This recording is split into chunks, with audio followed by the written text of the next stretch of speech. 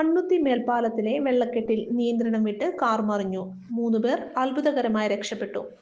മണ്ണുത്തി വടക്കുംചേരി ദേശീയപാതയിലെ മണ്ണുത്തി മേൽപ്പാലത്തിലെ കനത്ത വെള്ളക്കെട്ടിൽപ്പെട്ട് നിയന്ത്രണം വിട്ട കാർ ദേശീയപാതയിലെ ഡിവൈഡറിൽ സ്ഥാപിച്ചിട്ടുള്ള അയൺ ക്രഷ് ബാരിയറിൽ ഇടിച്ച് റോഡിന് സമാന്തരമായി മറിഞ്ഞു.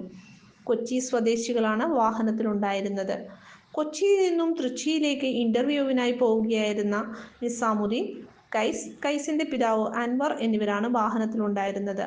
ഇതിൽ കൈസിന് കൈക്ക് നേരിയ തോതിൽ പരിക്ക് പറ്റി. ഇയാളെ തൃശൂരിലെ ആശുപത്രിയിൽ പ്രവേശിപ്പിച്ചു.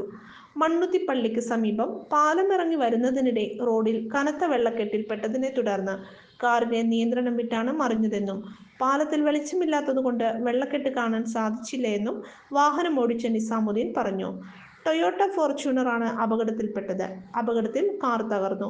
മണ്ണുത്തി പോലീസും ഹൈവേ പോലീസും സ്ഥലത്തെത്തി മേൽ നടപടികൾ സ്വീകരിച്ചു.